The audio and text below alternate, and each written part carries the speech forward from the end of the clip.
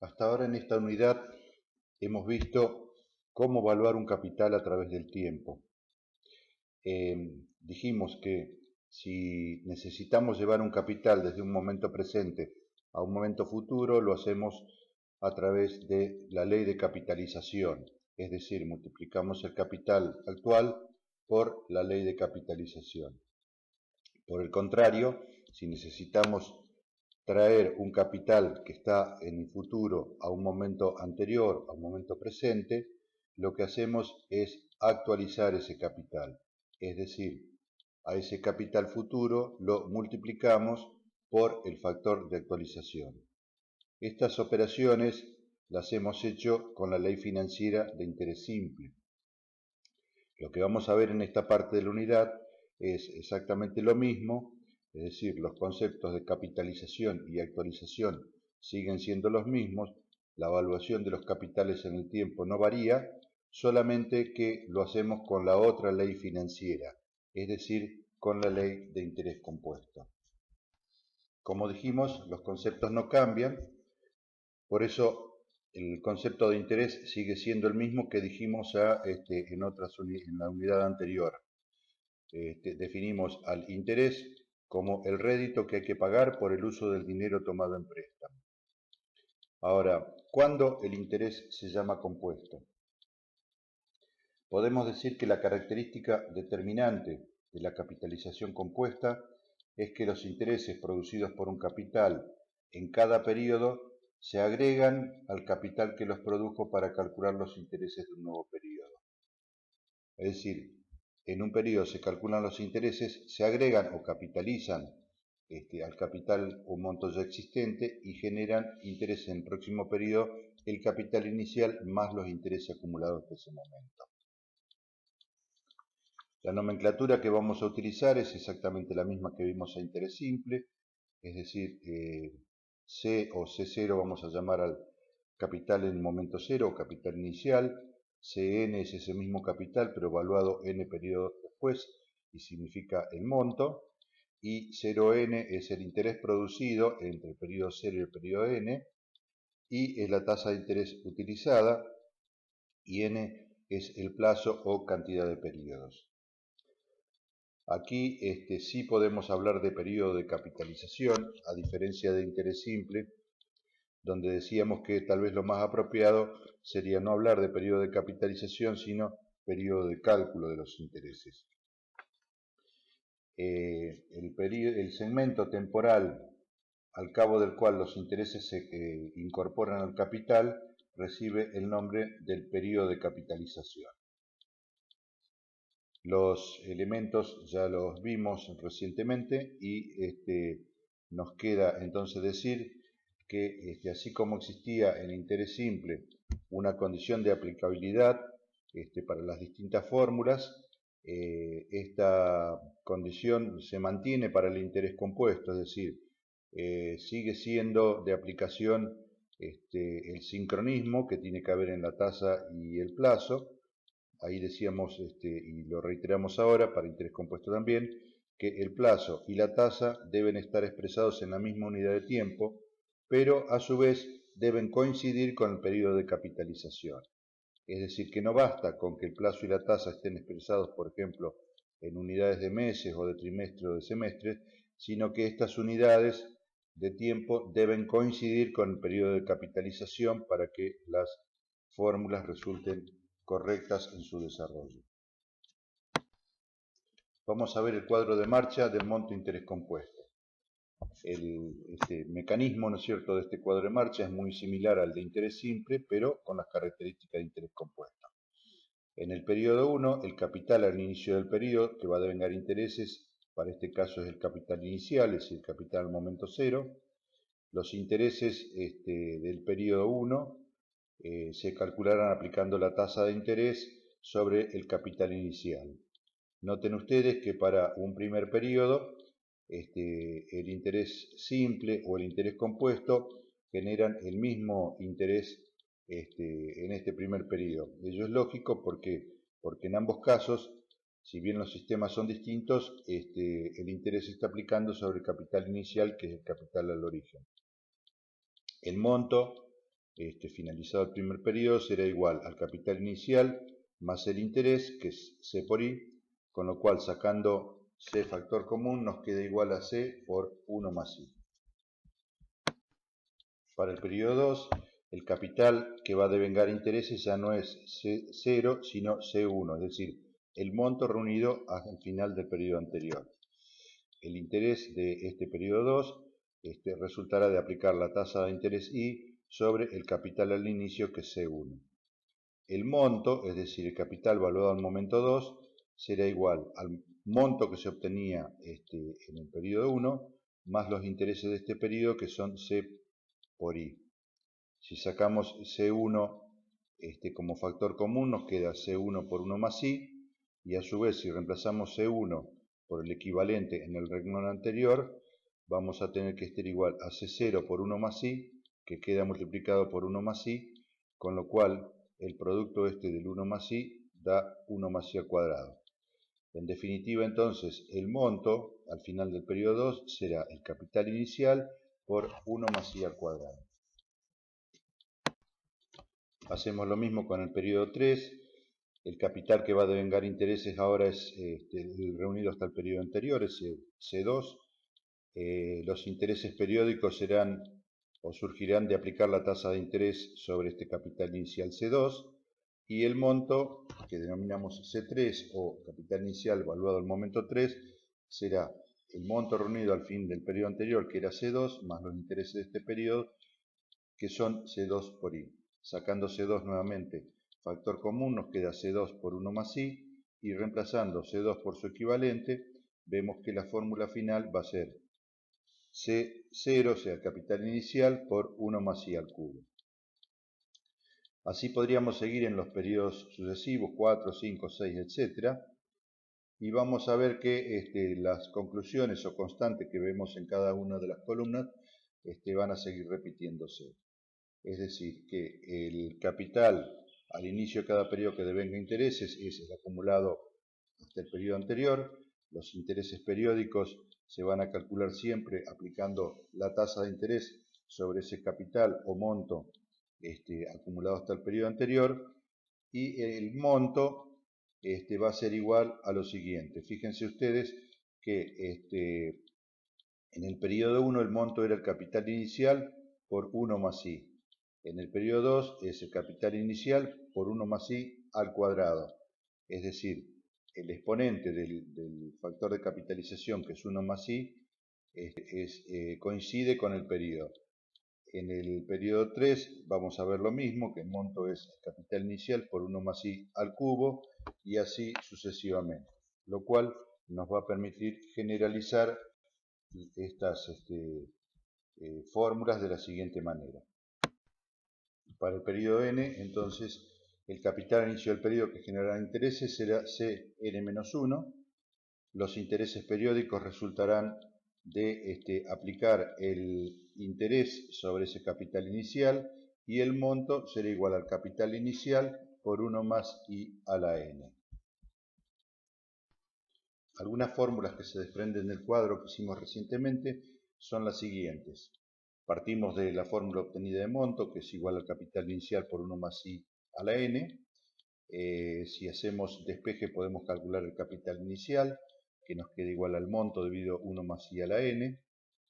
Podemos calcular también el interés, que va desde el momento 0 al momento n, sabiendo conceptualmente que que el interés es igual al monto menos el capital inicial. En la fórmula que sigue debajo, lo que hacemos, reemplazamos el monto por su equivalente y sacamos factor común C0, con lo cual nos queda que el interés es el capital inicial por 1 más I a la n-1. También podemos sacar de la fórmula inicial la tasa de interés, el tiempo, y otra fórmula de interés que en vez de estar planteada sobre el capital inicial, lo está sobre el capital final.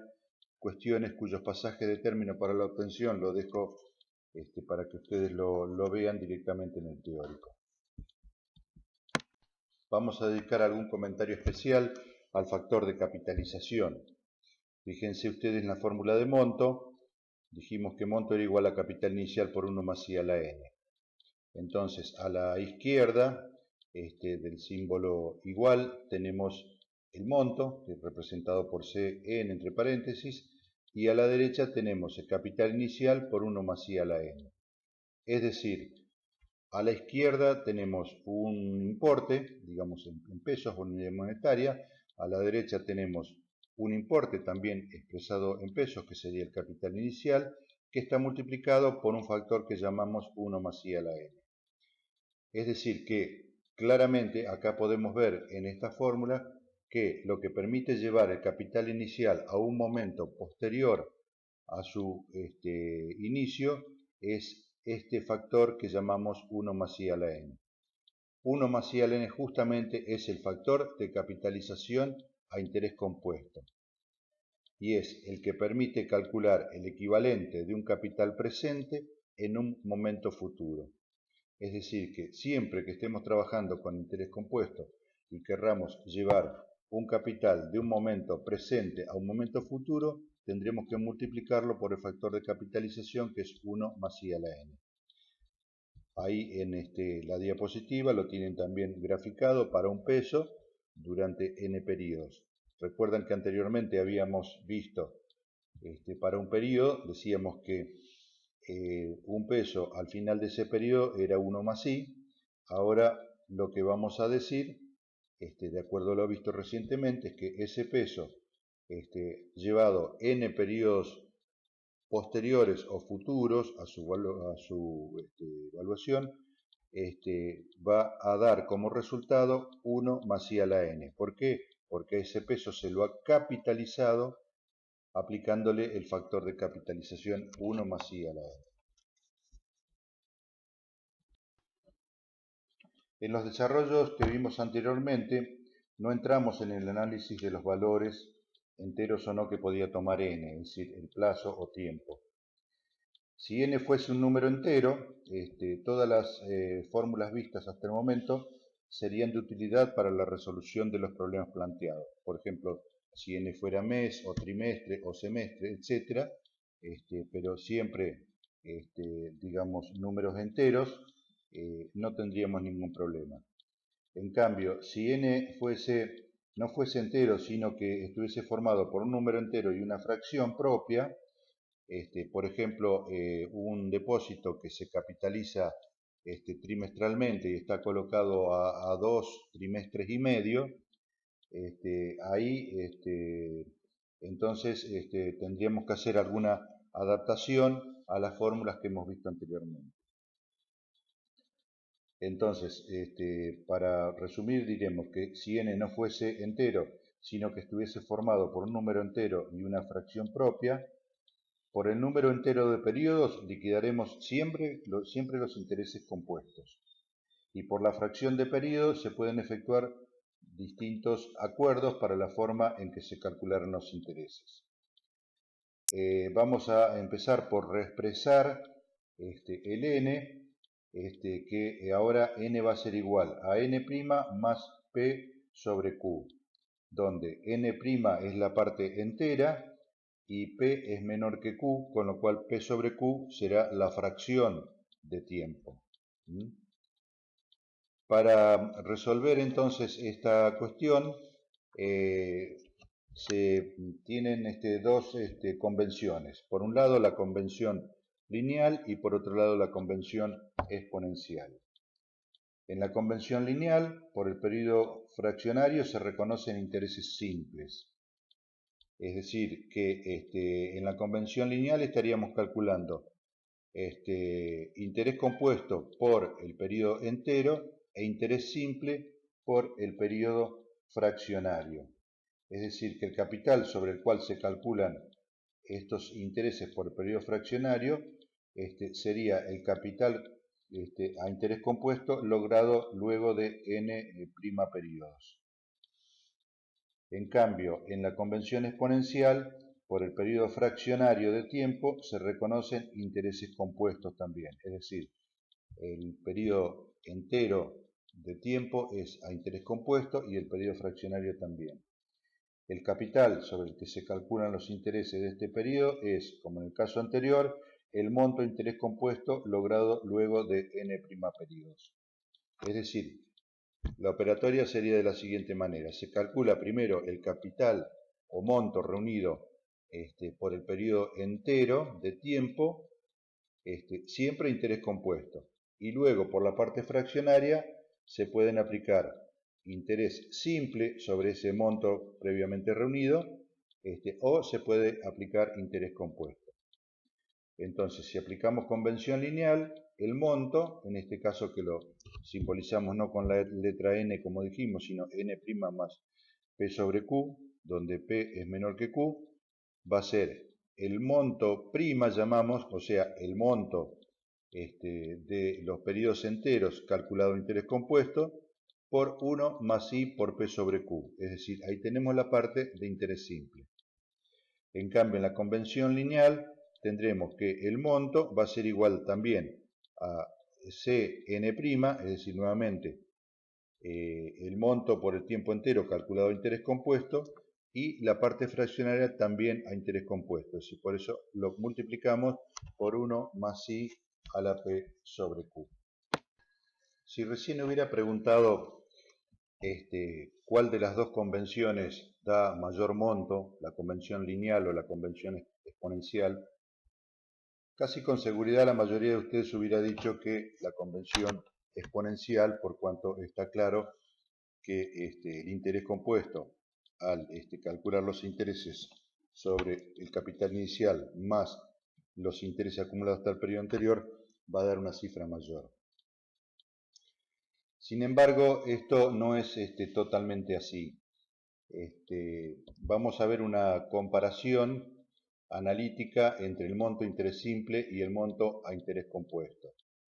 Es decir, que nosotros vamos a tener que comparar, por ejemplo, si tuviéramos un peso y lo colocamos durante n periodos a interés compuesto, obtendríamos 1 más i a la n. En cambio, si ese peso lo colocamos a interés simple, sabemos que reuniríamos como monto 1 más i por n. Entonces, vamos a comenzar como punto de partida analizando el término 1 más i a la n, es decir, el monto a interés compuesto o factor de capitalización.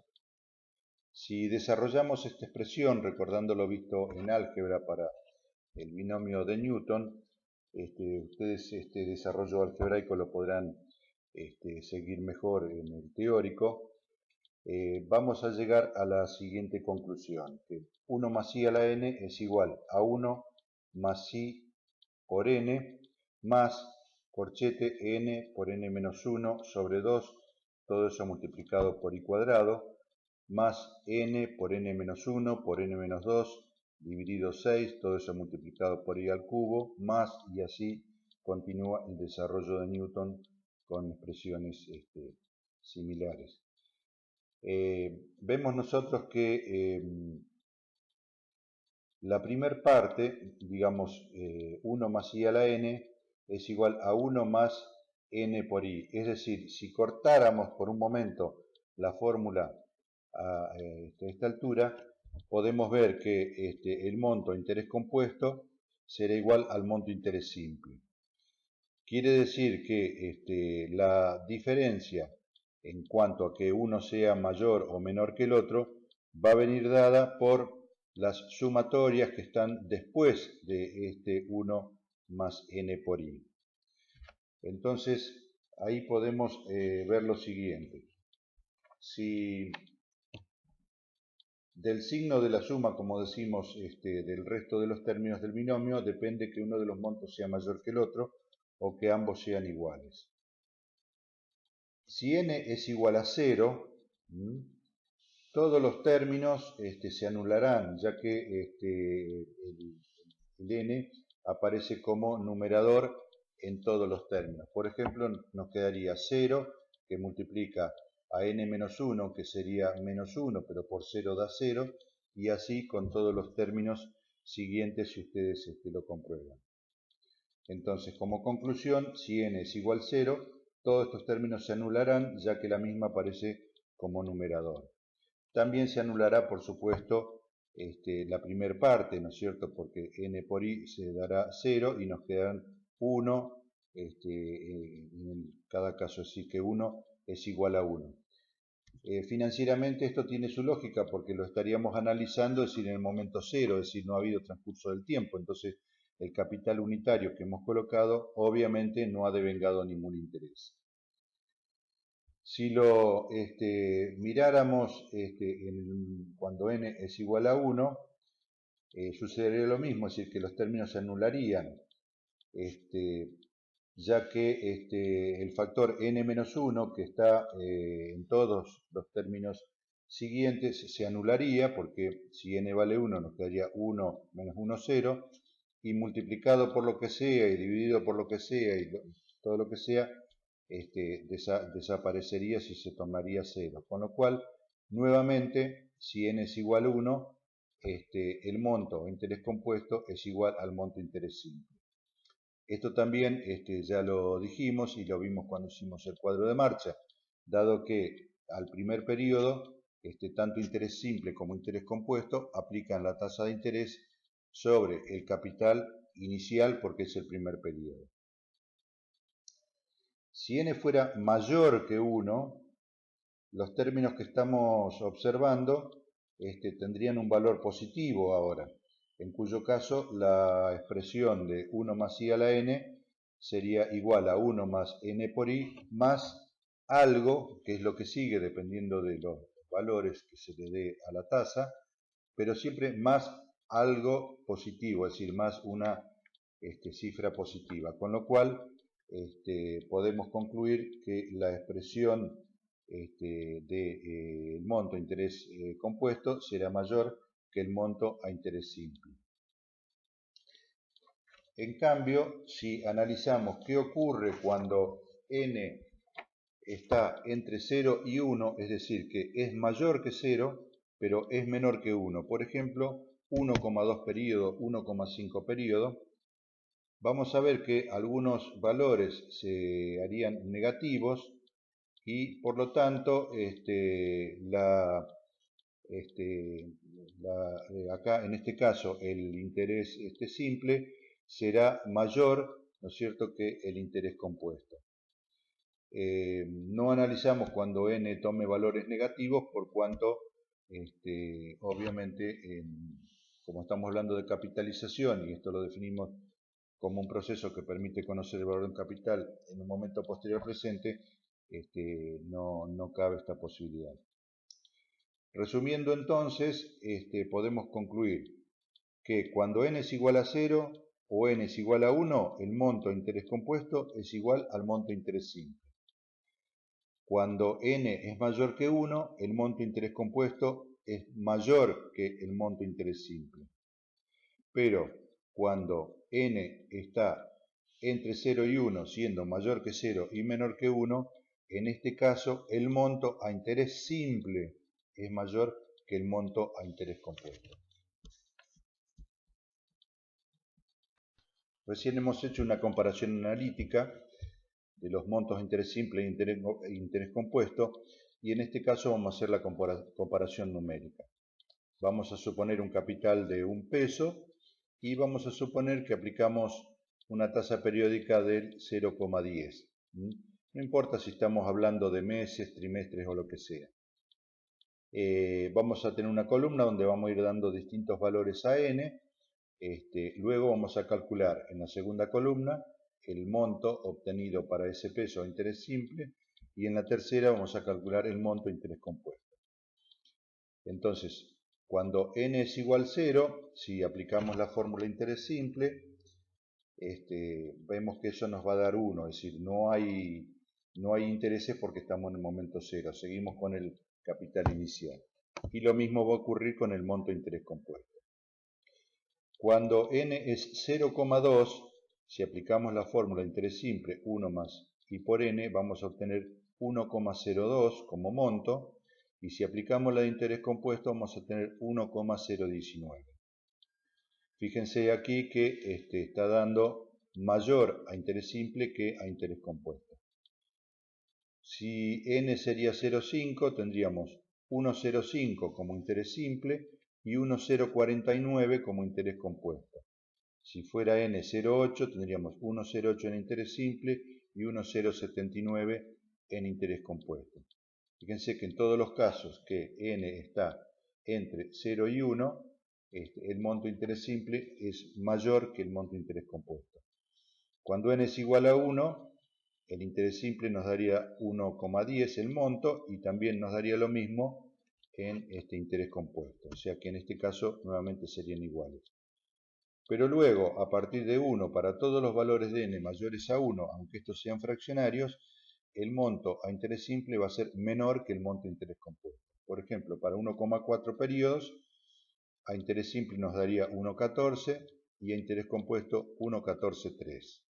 Para 2 periodos nos daría 1,20 contra 1,21 y así sucesivamente. Por ejemplo, para 10 periodos, a interés simple el monto sería de 2 y el monto de interés compuesto de 2,59. Lógicamente, a medida que n vaya tomando mayores valores, la diferencia se va a ir haciendo más grande por la acumulación que se produce en el interés compuesto que no tiene el interés simple. Si hiciéramos la gráfica del monto de interés compuesto, suponiendo una tasa periódica del 0,20, y tratándolo primeramente como variable discreta, lo mismo que hicimos en interés simple, vamos a ver que en primer lugar, en el momento 0, tenemos un valor 1, porque como ya dijimos, no hay devengamiento de intereses. En el periodo 1, el monto ascenderá a 1,20, producto de aplicar la tasa sobre un peso. En el periodo 2, ya si bien la diferencia, porque es muy pequeña, no se nota, pero no va a ser 1,40, ¿no es cierto?, como era en interés simple, sino que seguramente es un poquitito mayor de 1,40. ¿Por qué? Porque en el primer periodo la tasa se aplicó sobre 1 y en el segundo periodo la tasa de interés se aplicó sobre 1,20. Es decir, que a diferencia de lo que ocurre en el interés simple, si miramos cada uno de los escalones, el crecimiento de cada escalón, periodo a periodo, va siendo mayor por la acumulación de intereses sobre intereses. Si lo analizamos ahora como función continua del tiempo, unimos los distintos puntos que toma el monto en cada uno de los periodos y fíjense ustedes que si trazamos el triángulo que sería el incremental de intereses en cada periodo, ahí se ve muy claramente cómo a medida que van aumentando los periodos, aumentan los intereses devengados y el triángulo se va haciendo cada vez mayor, producto de la acumulación, como decíamos, del interés compuesto. Vamos a ver ahora tasa de interés simple equivalente a otra tasa pero de interés compuesto. Este sería el caso, por ejemplo, de que nosotros quisiéramos aplicar interés simple, pero con una tasa que sea equivalente a una tasa de interés compuesto, es decir, que nos dé en un mismo plazo y para un mismo capital un mismo monto. Entonces el planteo sería el siguiente: nosotros queremos que los montos obtenidos por cualquiera de los dos sistemas sea igual. Entonces planteamos el monto de interés compuesto, que sería C por 1 más el interés compuesto a la n, igual al interés simple, es decir, C por 1 más la tasa de interés simple por n. Va de suyo que tenemos que partir del supuesto de que los capitales son iguales y que los plazos son iguales, ¿no es cierto? Entonces, a partir de ahí podemos simplificar los capitales iniciales C, y lo que tendríamos que hacer es simplemente el despeje de la fórmula, tanto sea de I compuesto o del I simple. Si realizamos este paso, las fórmulas nos quedarían que el interés compuesto es igual a 1 más el interés simple por n elevado a la 1 sobre n menos 1. En cambio, el interés simple equivalente al interés compuesto sería igual a 1 más el interés compuesto elevado a la n menos 1 todo eso dividido n. Estas fórmulas, entonces repito, de interés compuesto o interés simple nos darían un interés compuesto en el primer caso equivalente al interés simple o interés simple equivalente al interés compuesto en el segundo. Equivalente quiere decir que aplicada sobre los mismos capitales durante un mismo tiempo se obtendrá el mismo monto. Al igual que hicimos con monto interés simple, vamos a ver los conceptos de tasa media y tiempo medio de varios capitales. Respecto de tasa media podemos decir lo siguiente, que si tenemos dos o más capitales colocados respectivamente a distintas tasas durante el mismo tiempo, estos generarán un monto que es la suma de los montos individualmente considerados. Es decir, tendríamos un capital C1 que está colocado a una tasa I1 durante n periodos, un capital C2 distinto de C1 colocado a una tasa I2 distinta que I1, pero durante los mismos n periodos, y así sucesivamente con 2, 3, 4 o t capitales. Si colocásemos un capital igual a la suma de todos los capitales dados durante el mismo tiempo y obtuviésemos el mismo monto, ¿a qué tasa hubo de realizarse la colocación? La tasa que permite el cumplimiento de dichas premisas es la tasa media. Es decir, entonces, que la incógnita que tendríamos es I, tasa media, y la condición, como dijimos, es que la suma de los montos individuales de cada uno de los capitales, es decir, el monto 1 más el monto 2 más el monto 3 más el monto t, sea igual a la suma de los capitales iniciales colocados durante el mismo plazo, pero a una tasa media I. A partir del planteo, ¿no es cierto?, de desarrollar cada uno de los montos que tenemos en el renglón anterior, podrán ver ustedes que despejando, de acuerdo a lo que podrán ver en el teórico, finalmente llegamos a la siguiente fórmula, que la tasa media será igual a la sumatoria de los distintos capitales multiplicado por 1 más cada una de las tasas, esto elevado a la n, todo eso dividido la sumatoria de cada uno de los capitales elevado a la 1 sobre n menos 1. En este caso se tienen varios capitales colocados a igual tasa, pero a distintos plazos, y se pretende averiguar a qué plazo deberá colocarse la suma de los depósitos originarios para obtener igual rentabilidad.